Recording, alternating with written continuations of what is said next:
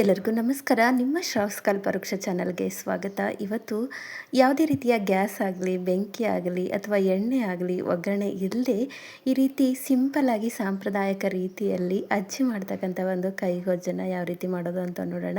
ಮೊದಲಿಗೆ ಒಂದು ಪಾತ್ರೆಗೆ 1 ಈರುಳ್ಳಿ ಗಾತ್ರದಷ್ಟು ಹುಣಸೆ ಹಣ್ಣನ್ನು ತೊಗೊಂಡಿದ್ದೀನಿ. ನೋಡಿ, ಹುಣಸೆ ಹಣ್ಣನ್ನು ನಾವು ಈ ರೀತಿ ತೊಗೊಂಡಾಗ ಒಂದು ಸ್ವಲ್ಪ ಇದರಲ್ಲಿ ಮರಳುಗಳಿರುತ್ತೆ. ಯಾಕಂದರೆ ಬಿಡಿಸುವಾಗ, ಅಂದರೆ ಬೀಜಗಳನ್ನು ಬಿಡಿಸುವಾಗ ಅಥವಾ ತೊಗಟೆಯಿಂದ ತೆಗೆಯುವಾಗಲೂ ಕೂಡ ಈ ಒಂದು ಹುಣಸೆ ಹಣ್ಣಲ್ಲಿ ಕಸ ಕಡ್ಡಿ ಮರಳುಗಳು ಸೇರಿಕೊಂಡಿರುತ್ತೆ. ಹಾಗಾಗಿ ಒಂದ್ಸರಿ ಈ ರೀತಿ ನೀಟಾಗಿ ಬಿಡಿಸ್ಕೊಂಡು ಒಂದ್ಸರಿ ತೊಳೆದಿಟ್ಕೊಳ್ಳೋಣ. ಇವಾಗ ನಾನು ಕೂಡ ಒಂದ್ಸರಿ ತೊಳೆದಿಟ್ಕೊಂಡಿದ್ದೀನಿ. ಇವಾಗ ಇದು ಮುಳುಗುವಷ್ಟು ನೀರನ್ನ ಸೇರಿಸ್ಕೊಂಡು ಒಂದು 10 ರಿಂದ 15 ನಿಮಿಷ ನೆನೆಸಿಟ್ಕೊಳ್ಳೋಣ. ನೋಡಿ, ಈ ರೀತಿ ನೀಟಾಗಿ ನಮಗೆ ಹುಣಸೆ ಹಣ್ಣಿನ ರಸ ಕ್ಲೀನಾಗಿ ಬರಬೇಕು. ಹಾಗಾಗಿ ಒಂದು 10 ರಿಂದ 15 ನಿಮಿಷ ನೆನೆಸಿಟ್ಕೊಳ್ಳಿ. ಮುಳುಗುವಷ್ಟು ನೀರನ್ನ ಹಾಕಿ ಒಂದು ಸೈಡಲ್ಲಿ ಇಟ್ಕೊಳ್ಳೋಣ. ಇವಾಗ ನೋಡಿ, ಈ ಒಂದು ಕೈಗೊಜ್ಜಿಗೆ ಬೇಕಾಗಿರ್ತಕ್ಕಂಥ ಮಸಾಲ ರುಬ್ಕೊಳ್ಳೋಣ. ಒಂದು ಕುಟಾಣಿಗೆ 1 ಈರುಳ್ಳಿಯಲ್ಲಿ ಅರ್ಧ ಈರುಳ್ಳಿಯಷ್ಟು ತೊಗೊಂಡಿದ್ದೀನಿ. ಈರುಳ್ಳಿನ ಸಣ್ಣದಾಗಿ ನೈಸಾಗಿ ಕಟ್ ಮಾಡಿ ಹಾಕ್ಕೊಳ್ಳೋದಕ್ಕಿಂತ ಈ ರೀತಿ ಜಜ್ಜಿ ತೊಗೊಂಡಾಗ ಅದ್ರ ಘಮ ಬಿಟ್ಕೊಳ್ಳುತ್ತೆ. ಹಾಗಾಗಿ ಕುಟಾಣಿಗೆ ಹಾಕಿ ಜಜ್ಜಿಕೊಂಡು ತೊಗೊಳ್ಳಿ. ಹಾಗೆ ಒಂದು 4 ರಿಂದ 5 ಹಸಿರು ಮೆಣಸಿನಕಾಯಿನ ಸೇರಿಸ್ಕೊಂಡಿದ್ದೀನಿ. ಖಾರಕ್ಕೆ ಅನುಗುಣವಾಗಿ ಸೇರಿಸ್ಕೊಳ್ಳಿ. 1 ಗಡ್ಡೆ ಬೆಳ್ಳುಳ್ಳಿನ ಈ ರೀತಿ ಸಿಪ್ಪೆ ಸಮೇತವಾಗಿ ಸೇರಿಸ್ಕೊಳ್ತಿದ್ದೀನಿ. ಹೀಗೆ ಇರಲಿ, ಸಿಪ್ಪೆ ಸಮೇತವಾಗಿಯೇ ಬೆಳ್ಳುಳ್ಳಿನ ಸೇರಿಸ್ಕೊಳ್ಳಿ. ಹಾಗೆ ಒಂದು 1/4 ಸ್ಪೂನ್ ಆಗುವಷ್ಟು ಜೀರಿಗೆ, 1/4 ಸ್ಪೂನ್ ಆಗುವಷ್ಟು ಕಾಳುಮೆಣಸನ್ನು ನೋಡ್ಕೊಂಡು ಹಾಕ್ಕೊಳ್ಳಿ. ಹಸಿರು ಮೆಣಸಿನಕಾಯಿ ಹಾಕಿರೋದ್ರಿಂದ ಇವಾಗ ಇದನ್ನು ನಾವು ತರಿಯಾಗಿ ಕುಟ್ಕೊಳ್ಬೇಕು. ತೀರಾ ನೈಸಾಗಿ ಕುಟ್ಕೊಳ್ಬಾರ್ದು, ತರಿಯಾಗಿಯೇ ಕುಟ್ಕೊಂಡ್ರೆ ಸಾಕಾಗುತ್ತೆ. ಈ ರೀತಿ ಕುಟಾಣಿ ಇಲ್ಲ ಅಂತಂದರೆ ಇದೇ ಒಂದು ಮಿಶ್ರಣನ ನೀವು ಸಣ್ಣ ಮಿಕ್ಸಿ ಜಾರ್ಗೆ ಸೇರಿಸ್ಕೊಂಡು ತರಿಯಾಗಿ ರುಬ್ಕೊಳ್ಬೋದು. ನೋಡಿ, ಇಷ್ಟಾದರೆ ಸಾಕು. ಇವಾಗ ಇದನ್ನು ನಾವು ಒಂದು ಪ್ಲೇಟ್ಗೆ ತಗೊಂಡ್ಬಿಡೋಣ. ಈ ರೀತಿ ತರಿಯಾಗೇ ಇರಬೇಕು. ಕೈಗೊಜ್ಜೆಗೆ ನೈಸಾಗಿ ಕುಟ್ಕೊಳ್ಬಾರ್ದು. ಇಲ್ಲಿ ಬೇಕು ಅಂದರೆ 1 ಕಡ್ಡಿ ಕರಿಬೇವಿನ ಎಲೆ ಕೂಡ ಸೇರಿಸ್ಕೊಳ್ಬೋದು. ಕಹಿ ಆಗುತ್ತೆ ಅನ್ನೋದಾದರೆ ಸೇರಿಸ್ಕೊಳ್ಳೋದು ಬೇಡ.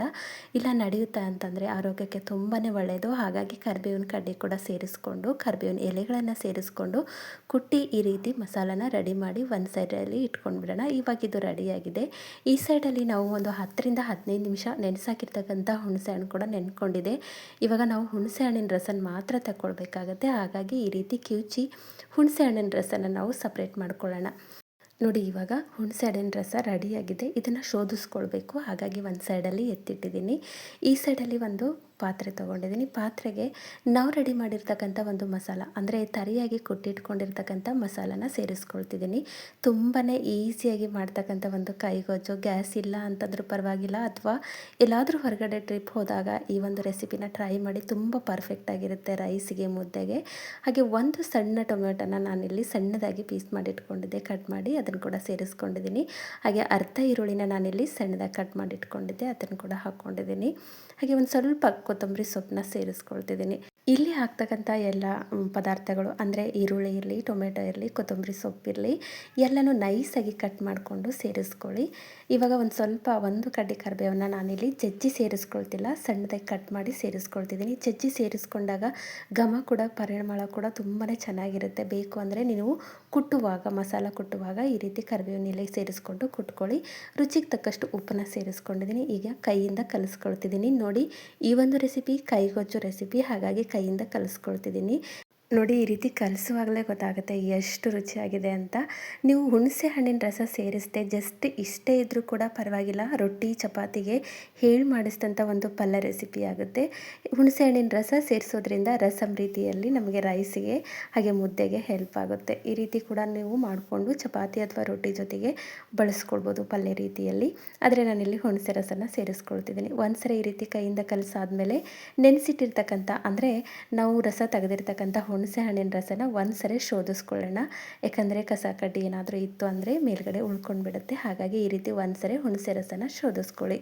ಸಿಂಪಲ್, ಇಷ್ಟೇ, ತುಂಬಾ ಈಸಿಯಾಗಿ ಮಾಡ್ಕೊಳ್ಬೋದು. ಹಾಗೆ ಇಲ್ಲಿ ಮಾಡ್ತಿರೋದು ಕೈಗೊಜ್ಜು, ಕೈಯಿಂದನೇ ಮಾಡ್ಕೊಳ್ಬೇಕು. ಜೊತೆಗೆ ಈ ಕೈಗೊಜ್ಜನ್ನು ತಿನ್ನೋದ್ರಿಂದ ಯಾವುದೇ ರೀತಿಯ ಆರೋಗ್ಯದ ಮೇಲೆ ದುಷ್ಪರಿಣಾಮ ಬೀರೋದಿಲ್ಲ. ಯಾಕಂದರೆ ಈ ಹಿಂದೆ ಕೂಡ ನನ್ನ ಚಾನಲ್ನಲ್ಲಿ ಟೊಮೆಟೊ ಕೈಗೊಜ್ಜು ಮಾಡಿದಾಗ ಆರೋಗ್ಯಕ್ಕೆ ಒಳ್ಳೆಯದಲ್ಲ ಅಂತ ಹೇಳಿದ್ರಿ. ಇಲ್ಲಿ ತಿಂತಕ್ಕಂಥ ಎಲ್ಲ ರಾ ಮಟೀರಿಯಲ್, ಅಂದರೆ ಹಸಿ ಪದಾರ್ಥಗಳನ್ನು ನಾವು ದಿನನಿತ್ಯ ನಮ್ಮ ಆಹಾರದಲ್ಲಿ ಬಳಸ್ಕೊಂಡೇ ಇರ್ತೀವಿ. ಯಾಕಂದರೆ ಹಸಿ ಪದಾರ್ಥಗಳನ್ನು, ಅಂದರೆ ಟೊಮೆಟೊ, ಈರುಳ್ಳಿ, ಕೆಲವೊಂದು ಪದಾರ್ಥಗಳನ್ನು ಹಸಿಯಾಗೇ ತಿನ್ನೋದು ಉತ್ತಮ.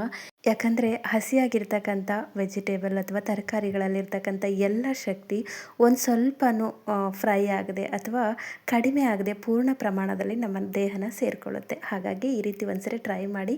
ಬೇಕು ಅಂದಷ್ಟು ನೀರನ್ನ ಕೂಡ ಸೇರಿಸ್ಕೊಂಡು ಒಂದು ನಿಂಬೆಹಣ್ಣಿನ ಗಾತ್ರದಷ್ಟು ನಾನಿಲ್ಲಿ ಬೆಲ್ಲನ ಸೇರಿಸ್ಕೊಂಡು ರೆಡಿ ಮಾಡ್ಕೊಂಡಿದ್ದೀನಿ. ಇವಾಗ ನೋಡಿ ಹಸಿ ಕೈಗೊಜ್ಜು ರೆಡಿಯಾಗಿದೆ. ತುಂಬಾ ಒಳ್ಳೆಯದು ಆರೋಗ್ಯಕ್ಕೆ. ಈ ಒಂದು ಬೇಸಿಗೆ ಕಾಲಕ್ಕೆ ಹಾಗೆ ಗ್ಯಾಸ್ನ ಅಭಾವ ಇರೋದ್ರಿಂದ ಈ ಒಂದು ರೆಸಿಪಿನ ಟ್ರೈ ಮಾಡಿ. ತುಂಬಾ ಪರ್ಫೆಕ್ಟಾಗಿ ಬರುತ್ತೆ.